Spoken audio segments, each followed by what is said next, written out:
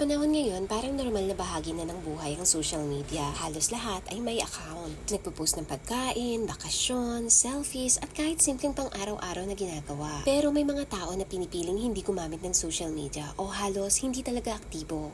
At kung iisipin mo, medyo kakaiba sila sa paningin ng marami. Pero ang totoo, may malalim na psychological reasons kung bakit may mga taong pinipiling lumayo sa social media. Una, kadalasan ng mga taong hindi gumagamit ng social media ay may pinapahalaga nilang privacy. Para sa kanila, hindi kailangan ipakita sa buong mundo ang bawat detalye ng kanilang buhay. Mas komportable sila na ang mahahalagang sandali ay mananatili lamang sa kanila at sa mga taong tunay na malapit sa kanila. Sa psychology, ito ay konektado sa strong sense of personal boundaries. Alam nila kung ano lang ang dapat ibahagi at kung ano ang dapat manatiling pribado. Pangalawa, marami sa kanila ay deep thinkers o mga taong mahilig magmuni-muni.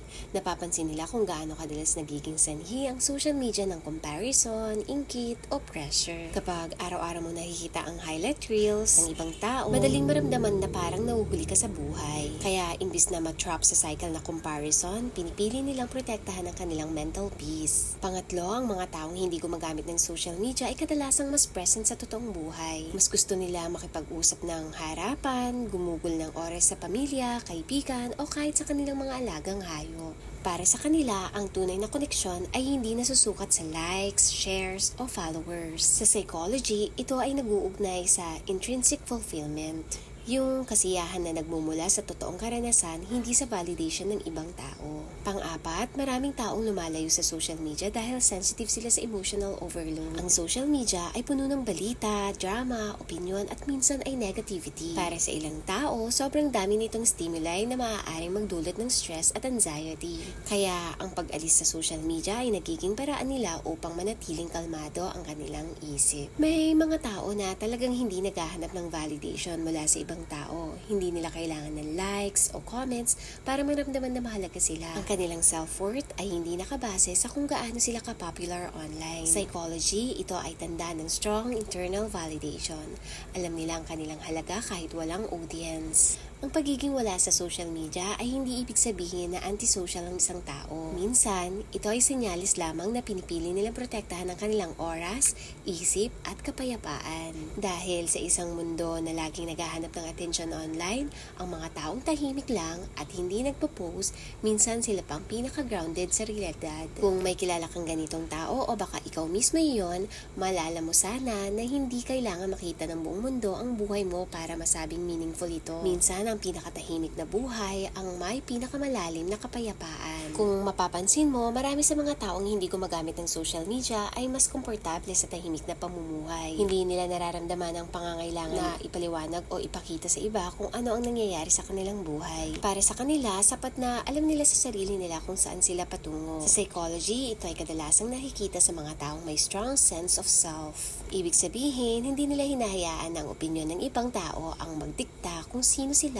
o kung ano ang dapat nilang gawin sa buhay. Habang ang iba ay naghahanap ng approval sa comments at likes, sila naman ay mas nakatuon sa personal growth. Isa pang interesting na bagay ay ang mga taong hindi gumagamit ng social media ay kadalasang mas may control sa kanilang oras. Kung iisipin mo, ilang oras bang nagugugol ng karamihan sa pag-scroll sa phones araw-araw? Minsan, hindi natin napapansin na lumilipas na ang ilang oras kakatingin lamang sa buhay ng ibang tao. Pero mga taong lumalayo sa social media ay kadalasang ginagamit ang oras na iyon sa ibang bagay. Pagbabasa, pag-aaral ng bagong skill, pag-alaga ng kanilang mga alagang hayop, o simpleng pag-i-enjoy ng tahimik na sandali. Para sa kanila, ang oras ay hindi basta-basta dapat nasasayang. May isa pang psychological reason kung bakit may mga taong pinipiling hindi gumamit ng social media. Dahil nakaranas sila ng emotional exhaustion. Maaaring dumaan sila sa panahon ng buhay nila na napagod sila sa drama, comparisons, o pressure ng online world. Kaya ang paglayo sa social media ay nagiging isang uri ng self-protection. Parang sinasabi nila sa sarili nila, hindi ko kailangan makita ang lahat ng nangyayari sa mundo para maging masaya. Sa katunayan, may mga studies na nagpapakita na ang sobrang paggamit ng social media ay maaaring magdulot ng increased anxiety, loneliness, at comparison stress. Pag palagi mo nakikita ang curated version ng buhay ng ibang tao, madaling maramdaman parang mas masaya o mas matagumpay sila kaysa sa iyo. Pero ang mga taong lumayo dito ay kadalasang natututong ikumpara ang sarili nila sa sarili nilang progress, hindi sa progress ng ibang tao. May isa pang interesting pattern.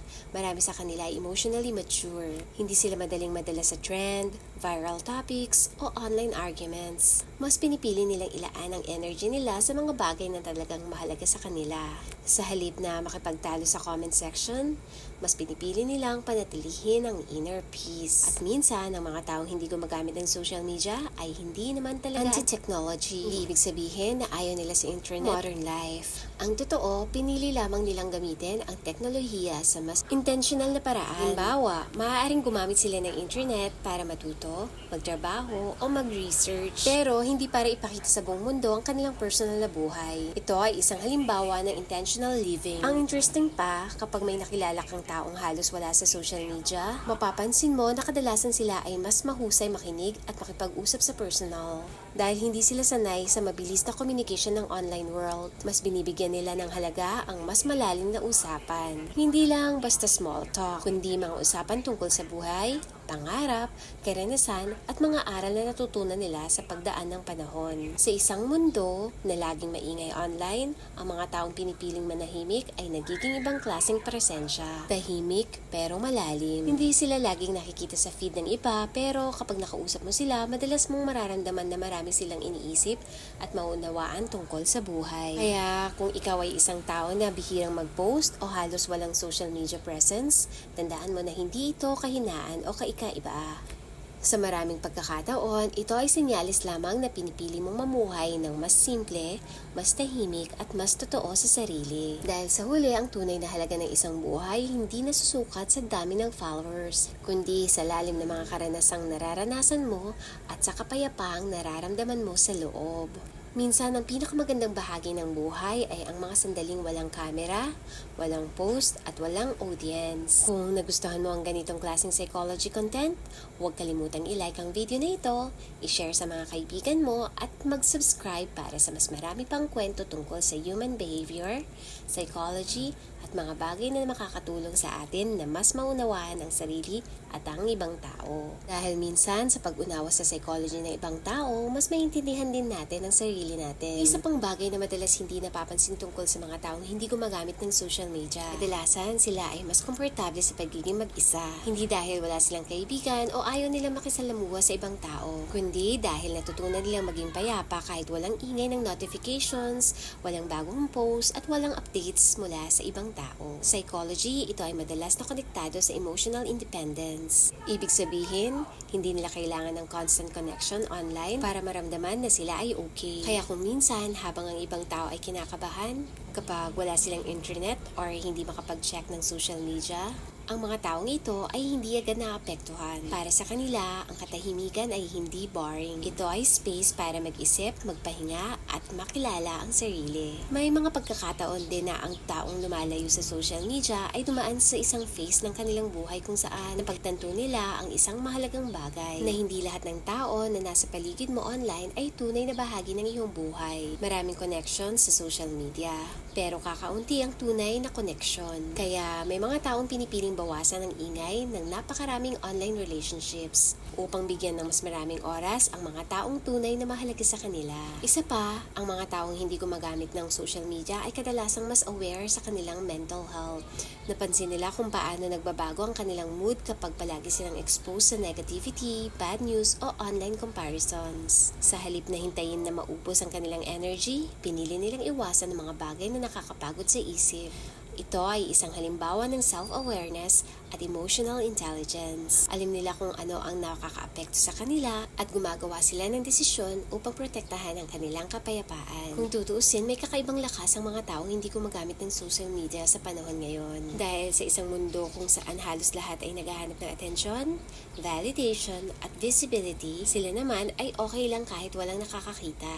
Hindi nila kailangan ng audience para ipakita kung sino sila, at minsan ang ganitong klaseng katahimikan ay hindi kahinaan. Ito ay isang uri ng confidence. Confidence na hindi kailangang ipaliwanag ang sarili sa lahat. Confidence na hindi kailangang ipakita ang bawat tagumpay, bawat plano o bawat emosyon sa publiko. Dahil ang tunay na buhay ay hindi palaging nasa screen. Ito ay nangyayari sa mga simpleng sandali, sa mga usapang walang kamera, sa mga tawang walang recording, at sa mga alaala na hindi kailangang i-post para maging mahalaga. Sa huli, ang mga taong hindi gumagamit ng social media ay paalala sa atin ng isang simpleng katotohanan na hindi kailangan maging visible ang isang buhay para maging meaningful. Minsan, ang pinakatahimik na tao sa isang kwarto ang may pinakamalalim na karanasan sa buhay. At minsan, ang taong hindi mo nakikita online ang taong tunay na nabubuhay sa totoong mundo. Kung nakarelate ka sa ganitong klase ng topic o kung isa ka sa mga taong pinipiling mamuhay ng tahimik at pribado, tandaan mo na may kagandahan din sa ganitong uri ng pamumuhay. Dahil minsan, ang pinakaimportanteng bagay sa buhay ay hindi kung gaano karami ang nakakita sa atin, kundi kung gaano natin tunay na nararanasan ang bawat sandali ng buhay.